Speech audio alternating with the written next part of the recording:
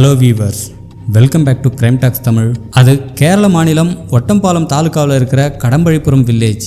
அங்கே தோட்ட வேலை செய்கிற கூலி தொழிலாளியான மாணிக் சேட்டன்றவர் நவம்பர் 15, 2016 அன்னைக்கு காலையில் 10 மணி போல் அதே பகுதியை சேர்ந்த கோபாலகிருஷ்ணன்றவரோட ரப்பர் தோட்டத்துக்கு எப்பவும் போல் அன்னைக்கு வேலைக்கு போயிருக்காரு. அந்த தோட்டத்தோட ஸ்ட்ரக்சர் எப்படி இருக்குன்னா, கிட்டத்தட்ட 5 ஏக்கர் பரப்பளவுக்கு மேலே அதுக்கு நடுவில் அவரோட வீடு இருக்கும். மாணிக் சேட்டன் காலையில் அங்கே போனதுக்கப்புறம் வேலையை ஆரம்பிக்கிறதுக்கு முன்னாடி இன்னைக்கு செய்ய வேண்டிய வேலையை பற்றி அந்த வீட்டில் இருந்த கோபாலகிருஷ்ணன் கிட்ட கேட்டு தெரிஞ்சுக்கிட்டு தான் அன்றைய நாள் வேலையை ஆரம்பிக்கிறது வழக்கமாக இருந்திருக்கு. அப்படித்தான் அன்னைக்கும் எப்பவும் போல் வீட்டில் இருக்கிற தன்னோட முதலாளியை பார்த்து இன்னைக்கான வேலையை பற்றி கேட்கலாம்னு அவரோட வீட்டுக்கு போய் பார்க்குறப்போ அந்த வீட்டோட மெயின் டோர் உள்பக்கமாக பூட்டப்பட்டு இருக்கிறத கவனிக்கிறார்.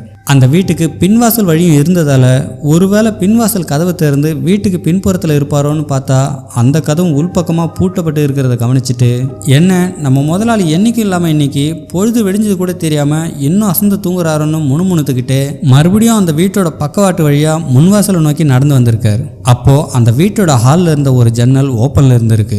அதன் வழியாக உள்ளே இருக்கிற கோபாலகிருஷ்ணனை கூப்பிடலாம்னு கிட்ட போய் பார்க்கும்போது அவரோட ஈரக்கொலையை நடுங்குற மாதிரியான ஒரு காட்சியை பார்த்துருக்காரு. உடனே பதறி போய் அங்கிருந்த அக்கம் பக்கத்து வீட்டுக்காரங்களுக்கு அவர் கண்ட காட்சியை பற்றி சொல்லி அவங்க மூலமாக ஒட்டம்பாலம் ஏரியா போலீஸ் ஸ்டேஷனுக்கு இதை பற்றி தெரியப்படுத்துறாங்க. அடுத்த சில நிமிஷத்தில் சம்பந்தப்பட்ட இடத்துக்கு வந்த போலீஸ் ஆஃபீஸர்ஸ் அந்த வீட்டோட 2 பக்க கதவுகளும் உள்பக்கமாக பூட்டப்பட்டு இருந்ததால அதை கடப்பாரை கொண்டு உடைச்சிட்டு உள்ள போய் பார்க்குறாங்க. அங்க பெட்ரூம் திறந்த நிலையில 62 வயது கோபாலகிருஷ்ணன் மற்றும் இவரோட மனைவி 52 வயது தங்கமணி, இந்த 2 பேரும் உடம்பு முழுக்க பலத்த காயத்தோட ரத்த வெள்ளத்துல இறந்து கிடக்கிறத பார்த்துருக்காங்க. இது போக வீட்டில் இருந்த பீரோ லாக்கர் உடைக்கப்பட்டு அதுல இருந்து துணிமணின்னு எல்லாம் வீடு முழுக்க சேர்ந்த நிலையில இருக்கிறதையும் கவனிக்கிறாங்க. கிரைம் நடந்த இடத்த நோட்டமிட்ட போலீஸ் அந்த வீட்டோட கதவுகள் உள்பக்கமா பூட்டப்பட்டு இருந்திருக்கு. ஆனாலும் அந்த வீட்டில் இருந்த 2 பேருமே மர்மமான முறையில எப்படி இவ்வளவு கொடூரமா இறந்து போயிருப்பாங்கன்னு யோசிக்கிறாங்க. ஒருவேளை அது கொலையா இருந்து இவங்களை தவிர்த்து 3வது நபரா யாராச்சும் வந்திருந்தா எப்படி 2 பக்க கதவுகளையும் உள்பக்கமா தாப்பால் போட்டுட்டு வெளியில தப்பிச்சு போயிருக்க முடியும்? அன்னைக்கு இரவு கோபாலகிருஷ்ணன் மற்றும் அவரோட மனைவிக்கு என்ன நடந்திருக்கும்? இந்த கொடூர கொலைக்கான உண்மையான காரணம் என்ன? இதுல சம்பந்தப்பட்ட கில்லரை கண்டுபிடிக்கிறதுல எந்தவித க்ளூ அல்லது எவிடன்ஸும் இல்லாம கிட்டத்தட்ட 5 வருஷமா போலீஸ்க்கு மிகப்பெரிய சவாலா இருந்த இந்த கேஸை எப்படி சால்வ் பண்ணாங்கன்றத இன்வெஸ்டிகேஷன்ல டீட்டெயில்டா பார்க்கலாம். முடிஞ்ச வரைக்கும் எந்த இடத்தையும் ஸ்கிப் பண்ண பாருங்க, ரொம்பவே இன்ட்ரெஸ்டிங்கா இருக்கும். நான் பிரபு, இது crime talks Tamil. First time இந்த சேனலுக்கு வரீங்கன்னா மறக்காமல் சப்ஸ்கிரைப் பண்ணி உங்கள் சப்போர்ட் கொடுங்க. என்னோட ப்ரெசன்டேஷன் பிடிச்சிருந்தா சப்ஸ்கிரைப் பண்ணிவிட்டு லைக் பண்ணி அப்படியே பக்கத்தில் இருக்கிற பெல் பட்டனை மறக்காமல் அழுத்திக்கோங்க. அப்போ தான் நான் போடுற ஒவ்வொரு வீடியோவும் உங்களுக்கு நோட்டிஃபிகேஷன் வந்து காட்டும். இப்படி ஒரு கொடூரமான கொலையை பார்த்து உறைஞ்சு போன போலீஸ் ஆஃபீஸர்ஸ் இறந்து போன கோபாலகிருஷ்ணன் மற்றும் அவரோட ஃபேமிலி பற்றி விசாரிக்கும் போது அவங்களுக்கு 2 பசங்க இருக்காங்க. அவங்க 2 பேரும் நல்லா படித்து யூஎஸ்ல இருக்கிற ஒரு ஐடி கம்பெனியில் வேலை பார்த்துட்டு வராங்க. கோபாலகிருஷ்ணன் மற்றும் இவரோட மனைவி இவங்க 2 பேர் மட்டும் பூர்வீக நிலத்தில் ரப்பர் தோட்டத்தோடு இருந்த வீட்டில் வாழ்ந்து வந்திருக்காங்கன்றது தெரிய வருது. இந்த இன்சிடென்ட் நடந்த இடத்த பார்க்கும்போது கொலைக்கான மோட்டிவ் நகை அல்லது பணம் கொள்ளையடிக்க நடந்திருக்கலாம்னு போலீஸ் கெஸ் பண்ணுறாங்க. இருந்தாலும் வீட்டில் இருந்த 2 பக்க கதவுகளும் உள்பக்கமாக பூட்டப்பட்டு இருக்கு. ஆனால் இந்த கொலையில ஈடுபட்டவங்க எந்த வழியா வந்துட்டு போயிருப்பாங்கன்னு யோசிச்சுட்டு இருக்கும்போது தான் அந்த வீட்டோட மெயின் டோர் மற்றும் ஜன்னல் வழியா வந்த வெளிச்சத்தையும் தாண்டி சீலிங்ல இருந்து வந்த சன்லைட் வெளிச்சத்தையும் கவனிக்கிறாங்க. அதாவது அந்த வீட்டோட சீலிங்னு சொல்லப்படுற மேற்கூரை எப்படி இருந்திருக்குன்னா, பெரும்பாலும் கேரளாவில் களிமண் ஓடு போட்ட வீடுகளை நிறைய பார்க்க முடியும். அந்த மாதிரி தான் இந்த வீட்டோட மேற்கூரையானது ஓடு போட்டு மூடப்பட்டு இருந்திருக்கு. அதில் ஒரு பகுதி சின்னதாக ஒரு ஆள் நுழையிற மாதிரியான ஓட்டை பிரிச்சுட்டு அதன் வழியாக தான் வந்துட்டு போயிருக்கணும். அது போக அந்த மேற்கூரையின் ஹைட்ல இருந்து வீட்டுக்குள்ளே குதிச்சா கண்டிப்பாக அடிபடும்னு சரியாக அந்த வீட்டில் டைனிங் டேபிள் எங்கே இருக்குதோ அதுக்கு நேராக தான் ஓட்டை பிரிச்சுட்டு அந்த டேபிள் மேலே காலை வச்சு இறங்கி உள்ளே வந்துட்டு போயிருக்காங்கன்றத போலீஸ் தெரிஞ்சுக்கிறாங்க. ஸோ இந்த வீட்டில் டைனிங் டேபிள் எங்கே இருக்குன்னு கரெக்டாக தெரிஞ்சு அதுக்கு நேராக ஓடு பிரிக்கப்பட்டு இருக்குன்னா கண்டிப்பாக அந்த கில்லருக்கு ஏற்கனவே இந்த வீட்டை பற்றி நல்லா தெரிஞ்ச தான் இருக்க முடியும்னு ஒரு முடிவுக்கு வராங்க. இப்படியா இவங்களோட இன்வெஸ்டிகேஷன் ஒரு பக்கம் போயிட்டு இருக்கும்போது இறந்து போன கோபாலகிருஷ்ணன் மற்றும் அவரோட மனைவி தங்கமணி இவங்க 2 பேரையும் போஸ்ட்மார்ட்டம் பண்ண டாக்டர்ஸ் இவங்களோட உடம்பு முழுக்க 30க்கும் மேற்பட்ட கொடூரமான வெட்டுக்காயங்கள் இருக்கிறத உறுதிப்படுத்தியிருக்காங்க. அதே சமயம் அங்கே இருந்த எவிடன்ஸை ஒன்று விடாமல் கலெக்ட் பண்ண ஃபாரன்சிக் டீம் பாதிக்கப்பட்டவங்களை தவிர புதுசாக 12 பேரோட ஃபிங்கர் பிரிண்ட் அங்கேருந்து எடுத்திருக்காங்க. இந்த டீட்டெயில்ஸ் மட்டும் வச்சுக்கிட்டு விசாரணை ஆரம்பித்த போலீஸ் முதல்ல அவங்க சந்தேகப்பட்ட நபர் அந்த தோட்டத்தில் வேலை செய்கிற கூலி தொழிலாளியான மாணிக் சேட்டன். அதுக்கு காரணம் இந்த வீட்டை ஏற்கனவே நல்லா தெரிஞ்ச நபர் தான் இதை பண்ணியிருக்கணும்னு கெஸ் பண்ணுது. ஒருவேளை இவரே அந்த கொலை செஞ்சுட்டு எல்லாரையும் ஏமாத்துறதுக்காக அவர் ஏன் ஒன்றும் தெரியாத போல நடிக்கக்கூடாதுன்னு சந்தேகம் வருது. இது எல்லாத்தையும் தாண்டி அந்த 12 பேரோட ஃபிங்கர் பிரிண்ட்ல இவரோட ரேகை இருந்தது தான் முக்கியமான காரணம். அதனால மாணிக் சேட்டன் மேல போலீஸ்க்கு இருந்த எல்லா விதமான கேள்விகளையும் கேட்கும்போது இவர் தான் அந்த கொலையை செஞ்சதுக்கான சாலிட் எவிடன்ஸ்ன்னு எதுவுமே கிடைக்காம போயிருக்கு. மீதி இருந்த சொந்தக்காரங்க, தோட்டக்காரங்க, அக்கம் பக்கத்துல இருந்தவங்கன்னு எல்லார்கிட்டையும் தனித்தனியா விசாரணை பண்றாங்க. அதே சமயம் சம்பவம் நடந்த இடத்துல எந்தெந்த செல்போன் நம்பர்ஸ்லாம் ஆக்டிவ்ல இருந்துச்சுன்னு டெக்னிக்கல் டீம் சப்போர்ட்டோட செக் பண்ணப்போ இறந்து போன கோபாலகிருஷ்ணன் போனை தவிர வேற எதுவும் இல்லாம போனதால இந்த கொடூர வேலையை செஞ்ச கொலைகாரனை பத்தி எந்தவித குழுவும் கிடைக்காம போய் அடுத்து கில்லர் எப்படி கிட்ட நெருங்குறதுன்னு தெரியாம போலீஸ்க்கு மிகப்பெரிய சவாலா இருந்திருக்கு. இப்படியா இந்த கேஸ்ல இந்த வேகம் குறைய குறைய இறந்து போன கோபாலகிருஷ்ணனோட சொந்தக்காரங்க கொலையை பத்தின ஸ்டேட்டஸ் கேட்டு ஒரு ஸ்டேஜில் போலீஸ் ஸ்டேஷன் வாசல்லையே போராட்டம் பண்ண ஆரம்பிச்சிடுறாங்க. அந்த போராட்டத்தை கலைக்க போலீஸ் என்னதான் பேச்சுவார்த்தை அவங்க கூட நடத்தினா கூட அவங்க யாருமே சமாதானமாகிற மாதிரி தெரியல. இதனால அப்ப வரைக்கும் இந்த கேஸ் லோக்கல் போலீஸ் விசாரணை பண்ணிட்டு வந்திருக்காங்க. அதுக்கப்புறம் மார்ச் மாதம் 2017 கிரைம் பிரான்ச்சுக்கு அதை ஃபார்வர்ட் பண்றாங்க.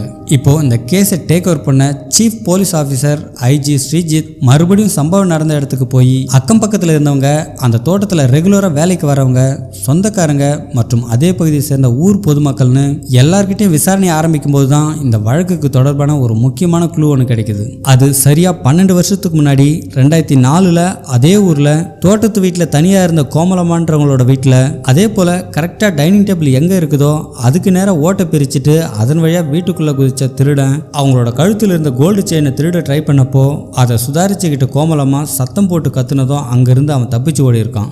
இந்த விஷயத்தை கேள்விப்பட்ட போலீஸ் ஆஃபீஸர்ஸ் இப்போ என்ன பண்றாங்கன்னா அந்த கேஸ் ஃபைல் ஓபன் பண்ணி அதில் சஸ்பெக்டா விசாரிச்ச அத்தனை பேரையும் ஒருவேளை இந்த கேஸ்லயும் சம்மந்தப்பட்டு இருக்கலாம்னு அவங்க எல்லாரையும் மறுபடியும் விசாரிக்க ஆரம்பிக்கிறாங்க. அதுக்கு காரணம் இந்த 2 கேஸ்லயும் இருந்த ஒரே சிமிலாரிட்டி தான். அப்படி அவங்க லிஸ்ட் அவுட் பண்ணி விசாரிக்கும் போது பழைய கேஸ்ல சந்தேகப்படுற நபரா இருந்த ராஜேந்திரன் ஒருத்தர் அந்த லிஸ்ட்ல இருந்திருக்காரு. அந்த லிஸ்ட்ல இருந்த எல்லார்கிட்டையும் விசாரிச்ச மாதிரியே அவர்கிட்ட விசாரிக்கலாம்னு அவரோட வீட்டுக்கு போனப்போ அவரோட வீடு பூட்டப்பட்டு இருக்கிறத போலீஸ் கவனிக்கிறாங்க. இதை பார்த்ததுக்கு அப்புறம் அங்க இருந்த அக்கம் பக்கத்துல இருந்தவங்க கிட்ட ராஜேந்திரன் எங்க போயிருக்காருன்னு விசாரிக்கிறாங்க. அப்போ ராஜேந்திரன் சென்னையில சொந்தமா ஒரு டீ கடை வச்சு நடத்தி வரதாகவும் எப்பயாச்சும் தான் சொந்த ஊரான இங்க வந்துட்டு போவார். ஆனா ரீசெண்டா கொலை நடந்த அன்னைக்கு கூட ராஜேந்திரன் இந்த ஊர்லயே இல்லையே, இருந்தாலும் நீங்க ஏன் அவரை பத்தி விசாரிக்கணும்னு கேட்டிருக்காங்க. அப்படி பேசிட்டு இருக்கும்போது அந்த வழியா கிராஸ் பண்ணி போயிட்டு இருந்த ஒரு நபர், சார் இப்போ கூட கடைசியா நவம்பர் மாதம் 14 இங்க வந்துட்டு திரும்பவும் சென்னைக்கு போனதா அவர் சொல்லியிருக்காரு. இப்போ வரைக்கும் அமைதியா கேட்டுட்டு இருந்த போலீஸ் 14 இந்த கிரைம் நடந்ததுக்கு கரெக்டா ஒரு நாள் முன்னாடி இந்த இடத்துல ராஜேந்திரன் மேல இருந்த சந்தேகம் இன்னும் அதிகமாயிருக்கு. அப்படி போலீஸோட சந்தேகம் சரிதானான்றதை உறுதிப்படுத்த ராஜேந்திரன் விசாரிக்கிறதுக்கு முன்னாடி சம்பவத்தன்னைக்கு அவரோட மொபைல் சிக்னல் எந்த லொகேஷன்ல ஆக்டிவ்ல இருந்துச்சுன்னு செக் பண்ணப்போ அது நவம்பர் மாதம் 14 அதாவது சம்பவத்தன்னைக்கு முந்தைய நாள் சொந்த ஊரான ஒட்டம்பாலத்திலிருந்து பாலக்காடு வரைக்கும் டிராவல் பண்ணிட்டு சரியா மதியம் 2 மணி 8 நிமிஷம் போல பாலக்காடு ரயில்வே ஸ்டேஷன்ல சுவிட்ச் ஆஃப் ஆன அந்த நம்பர் அடுத்த 36 மணி நேரத்துக்கு அப்புறம் தான் அந்த போன் சென்னையில போய் சுவிட்ச் ஆன் ஆகியிருக்கு. இந்த இடத்துல கேரளாவில் இருக்கிற பாலக்காடுல இருந்து சென்னைக்கு ட்ரெயினில் டிராவல் பண்ணணும்னா கிட்டத்தட்ட 10 to 15 மணி நேரம் எடுத்துக்கும். ஆனால் 36 மணி நேரமா ராஜேந்திரனோட மொபைல் ஃபோன் ஏன் சுவிட்ச் ஆஃப்லேயே இருந்துச்சுன்னு இன்னும் போலீஸ்க்கு அவர் மேலே சந்தேகம் அதிகரிக்க ஆரம்பிக்குது. அதனால சென்னையில் இருந்த ராஜேந்திரனை விசாரிக்க ஒரு ஸ்பெஷல் டீம் அங்கே போய் அவங்களோட சந்தேகத்தை அவர்கிட்ட விசாரிச்சப்போ, சார் அன்னைக்கு வீட்டில் இருந்து கிளம்புறப்பவே ஃபோனில் சார்ஜ் லோவாக தான் இருந்துச்சு, ட்ரெயினில் ஏறதுக்கு கொஞ்ச நேரம் முன்னாடி தான் அது சுவிட்ச் ஆஃப் ஆனதாகவும் அன்னைக்கு ட்ரெயினில் உட்கார கூட இடம் இல்லை, அதனால அடுத்த நாள் காலையில் சென்னைக்கு வந்ததுக்கப்புறம் நல்லா தூங்கி எந்திரிச்சு லேட்டாக தான் ஃபோனுக்கு சார்ஜ் போட்டுட்டு அதுக்கப்புறம் தான் அதை ஆன் பண்ணதா சொல்லியிருக்காரு. அன்னைக்கு ராஜேந்திரன் சொந்த ஊர்லேருந்து சென்னைக்கு கிளம்புறத ஊரில் இருந்தவங்க, பஸ்ஸில் கூட டிராவல் பண்ணவங்க மற்றும் அதே ஊரை சேர்ந்த ஒரு பெண் அவர் கூட டிராவல் பண்ணதையும் ஏற்கனவே போலீஸ் கிட்ட சொல்லியிருக்காங்க. இப்படியா எல்லாத்தையும் ஆரஞ்சதுக்கு அப்புறம் ராஜேந்திரன் சொல்றது உண்மையாகவே இருந்தாலும் கூட ஆனால் இவங்களுக்கு ஏதோ உள்ளுக்குள்ள நெருடலாகவே இருந்திருக்கு. அதனால ஏற்கனவே கிரைம் நடந்த இடத்துல இருந்து கலெக்ட் பண்ண 12 பேரோட ஃபிங்கர் பிரிண்ட் கூட இவரோட ஃபிங்கர் பிரிண்ட்டை அது கூட கம்பேர் பண்ணி பார்க்குறாங்க. அதில் ராஜேந்திரன் சொல்றது உண்மைதான்ற மாதிரி அந்த ஃபிங்கர் பிரிண்ட்ல எதுவுமே அவர் கூட மேட்ச் ஆகாம இருந்திருக்கு. இப்படியா இந்த கேஸ்க்காக கிட்டத்தட்ட 2000க்கும் மேற்பட்ட ஃபிங்கர் பிரிண்ட் மற்றும் 1 லட்சத்துக்கும் மேற்பட்ட மொபைல் சிக்னலை ட்ராக் பண்ணியும் போலீஸால குற்றவாளி கிட்ட நெருங்க முடியாம போயிருக்கு. இருந்தாலும் இது ஒரு சீரியல் ஆக்டிவிட்டியா இருக்கு, இதுக்கு ஒரு முடிவு கட்டி ஆகணும், இதுல சம்பந்தப்பட்டவங்க கண்டிப்பா இதே ஊரை சேர்ந்தவங்கள தான் இருப்பாங்கன்னு அந்த ஊர் மக்களுக்கே தெரியாம அந்த கொலைகாரனை கண்டுபிடிக்க ஒரு போலீஸோட ஃபேமிலி அந்த ஊர்ல குடியேறி சந்தேகப்படுற மாதிரியான ஆட்களோட நடவடிக்கை கவனிச்சுட்டு வராங்க. அதுலயும் குறிப்பா நம்ம ஆரம்பத்தில் பார்த்த மாணிக் சேட்டனும் அந்த லிஸ்ட்ல இருந்திருக்காரு. இப்படியா நாட்கள் மேல நகர்ந்து போயிட்டு இருந்தப்பதான் 2020 கொரோனா லாக்டவுன் வந்ததும் நிறைய பேருக்கு அவங்க செஞ்சிட்டு இருந்த வேலையை இழந்து சொந்த ஊருக்கு திரும்ப வேண்டிய கட்டாயம் வந்தது. அதுல நம்மளோட 2வது சஸ்பெக்ட் நபர் அந்த ராஜேந்திரனும் சென்னையில இருந்த டீ கடையை மூடிட்டு சொந்த ஊரான கேரளாவுக்கு வந்ததுக்கு அப்புறம் வருமானம் இல்லாம திண்டாட ஆரம்பிக்கிறாரு. இதனால கிடைக்கிற சின்ன சின்ன வேலையை பார்த்து அதுல வர வருமானத்தை வச்சு கொரோனா காலத்தை கடந்து வந்தப்போ இதுக்கிடையில போலீஸோட விசாரணையும் ஒரு பக்கம் போயிட்டு இருக்கும்போது சரியா 1 வருஷம் போனதும் ராஜேந்திரனை மறுபடியும் விசாரிக்க போலீஸ் கூப்பிட்டு இருக்காங்க. இந்த இடத்துல ராஜேந்திரன் குற்றவாளி இல்லைன்னு போலீஸ் ஏற்கனவே கன்ஃபார்ம் பண்ணிட்டாங்களே, மறுபடியும் ஏன் அவர் என்கொயரி பண்ண கூப்பிடுறாங்கன்னு நமக்கு சந்தேகம் எழலாம். அப்படி அவரை என்கொயரி பண்ண காரணம் சென்னையில் அவர் தங்கியிருந்த ஏரியா போலீஸ் ஸ்டேஷன்ல இவர் மேல ஏதாச்சும் கேஸ் இருக்கான்னு போலீஸ் செக் பண்ணப்போ அவங்க எதிர்பார்த்த மாதிரியே ராஜேந்திரன் அங்க டீ கடை வச்சு நடத்தி வந்தாலும் கூட அப்பப்போ அங்க சின்ன சின்ன திருட்டு வழக்குல அவருக்கு தொடர்பு இருக்குன்றத தெரிய வருது. இதனாலதான் ராஜேந்திரனுக்கும் இந்த கேஸ்க்கும் ஏதாச்சும் ஒரு வகையில சம்பந்தம் இருக்கலாம்னு போலீஸ் இன்னும் நம்பி இருக்காங்க. இப்போ விசாரணைக்கு வந்த இவரோட ஃபிங்கர் பிரிண்ட்டை மறுபடியும் கம்பேர் பண்ணி பார்க்கும்போது தான் நம்ம யாருமே எதிர்பார்க்காத விதமா ரீசெண்டா நடந்த கோபாலகிருஷ்ணன் கொலை வழக்குல இருந்து கலெக்ட் பண்ண 12 பேரோட ஃபிங்கர் பிரிண்ட்ல அதுல ஒன்று இவரோட ஃபிங்கர் பிரிண்டோட 100% மேட்ச் ஆயிருக்கு. இந்த இடத்துல நம்ம எல்லாருக்கும் ஒரு ஆச்சரியமான கேள்வி எழலாம். அதான் ஏற்கனவே ஒரு முறை இவரோட ஃபிங்கர் பிரிண்ட்டை செக் பண்ணாங்களே, அப்போ இவரோட ஃபிங்கர் பிரிண்ட் எதுவுமே மேட்ச் ஆகலன்னு சொல்லிட்டு தானே விட்டுட்டாங்க. மறுபடியும் செக் பண்ணப்போ மட்டும் எப்படி இது ஒத்து போயிருக்குன்னு. அதுக்கு காரணம் கடந்த 1 வருஷத்துக்கு முன்னாடி வரைக்கும் ராஜேந்திரன் டீ கடையில் டீ போடும்போது அடிக்கடிக்கு சுடுதண்ணியில் வேலை செய்யறதால கையில் இருந்த ரகையெல்லாம் சற்று மழுங்கி போயிருந்திருக்கு. அந்த டைம்ல ஃபிங்கர் பிரிண்ட்டை செக் பண்ணதால தான் அது சரியா ஒத்து போகாம இருந்திருக்கு. ஆனா கொரோனா டைம்ல வேலையை விட்டு சும்மா இருந்ததால கையில் இருந்த ரகையெல்லாம் எந்தவித மாற்றமும் இல்லாம பர்ஃபெக்ட் மேட்ச் ஆயிருக்கு. இதுக்கு முன்னாடி வரைக்கும் நடந்த எல்லாம் ராஜேந்திரனுக்கு சாதகமா இருந்தாலும் இனிமேல் இதுல இருந்து தப்பிக்கவே முடியாதுன்னு போலீஸ் விசாரிக்கிற விதத்துல விசாரிச்சதும் நடந்த எல்லா உண்மையும் சொல்ல ஆரம்பிக்கிறான். அப்படி அவன் கொடுத்த கன்ஃபெஷன் ஸ்டேட்மெண்ட்ல ஏற்கனவே ராஜேந்திரனுக்கு கிட்டத்தட்ட 2 லட்சம் ரூபாய் வரைக்கும் லோன் இருந்திருக்கு. சரியா அந்த டைம்ல தான் நம்ம சென்ட்ரல் கவர்மெண்ட் பண மதிப்பிழப்பு அறிவிச்சதால எந்தவித வேலையும் இல்லாம வருமானம் இல்லாம பண கஷ்டத்துல இருந்திருக்கான். அப்பதான் அதே ஊர்ல இருந்த ராஜேந்திரனுக்கு கோபாலகிருஷ்ணன் மற்றும் அவரோட மனைவிக்கு வெளிநாட்டுல இருக்கிற அவங்க பசங்க அனுப்பி வச்ச பணத்துல கண்ணக்குறிச்சி டவுன் ஏரியாவில் புதுசா 20 சென்ட் வீட்டு மனை வாங்க போறாங்கன்றத தெரிஞ்சுக்கிட்ட ராஜேந்திரன் கண்டிப்பா இவங்க வீட்டுல நிறைய பணம் இருக்கும், அதை இவங்களுக்கே தெரியாம திருடலான்னு ஏற்கனவே அந்த வீட்டை பத்தி நல்லா தெரிஞ்சிருந்த இவன் நவம்பர் 15 அன்னைக்கு சரியா டைனிங் டேபிளுக்கு நேராக ஓட்டை பிரிச்சுட்டு உள்ள போயிருக்கான். உள்ள போனதுக்கு அப்புறம் அந்த இருட்டுல பூனை மாதிரி பீரோவை நோக்கி மெதுவா நடந்து போகும்போது வழியில இருந்த ஒரு பாத்திரத்து மேல அவனோட கால் தெரியாம பட்டு அதனால சத்தம் வந்திருக்கு. அந்த சத்தத்தை கேட்ட கோபாலகிருஷ்ணன் என்னவா இருக்குன்னு கண்ணை முடிச்சு பாக்குறப்போ அந்த இருட்டுல ராஜேந்திரன் இருக்கிறத கவனிச்சிருக்கார். உடனே அவர் சத்தம் போட்டு கத்த ஆரம்பிக்கும் போது ஏற்கனவே அவன் கையில வச்சிருந்த கத்தியால முரட்டுத்தனமா அவரை தாக்க ஆரம்பிச்சிருக்கான். இவங்களோட சத்தத்தை கேட்டு அலறிடிச்சு எந்திரிச்ச தங்கமணியும் கொடூரமா அவன் தாக்கியிருக்கான். இதனால 2 பேருமே சம்பவ இடத்துல இறந்து போயிருக்காங்க. அதுக்கப்புறம் பீரோக்குள்ள நிறைய பணம் இருக்குன்னு நினைச்சு அதை உடைச்சு பார்க்கும்போது தான் அவனோட எதிர்பார்ப்புக்கு ஏமாற்றம் அளிக்கிற விதமா அதுக்குள்ள வெறும் 4000 ரூபாய் மட்டும் பணம் இருந்திருக்கு. இதை பார்த்ததும் எரிச்சலான ராஜேந்திரன் அந்த வீட்டுக்குள்ள வேற ஏதாச்சும் கிடைக்குதான்னு தேட ஆரம்பிக்கிறான். அப்பதான் தங்கமணி அம்மா போட்டிருந்த செயின், வளையல் மற்றும் கம்மல்னு 6 சவரன் தங்க நகை அவனோட கண்ணுக்கு தெரிஞ்சிருக்கு. சரி வந்ததுக்கு இதையாச்சும் எடுத்துட்டு போகலாம்னு இது எல்லாத்தையும் ஒண்ணு விடாம எடுத்துக்கிட்டு வந்த வழியாவே திரும்பி போயிருக்கான். அடுத்த நாள் சென்னைக்கு போய் எப்பவும் போல அவனோட டீ போடுற தொழில தொடங்கியிருக்கான்.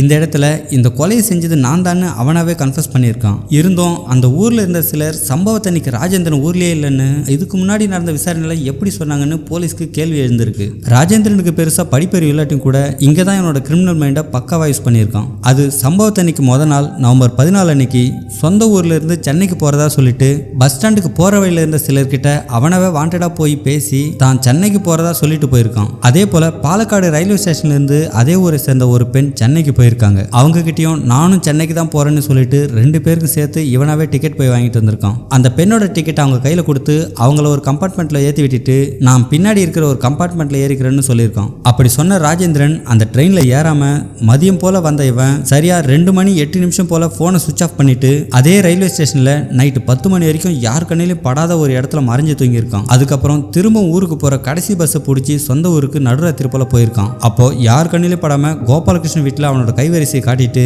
விடியற் காலையில் வேற ஒரு ட்ரெயினை பிடிச்சி சென்னைக்கு வந்ததுக்கு அப்புறம் அவனோட ஃபோனை சுவிட்ச் ஆன் பண்ணியிருந்திருக்கான்.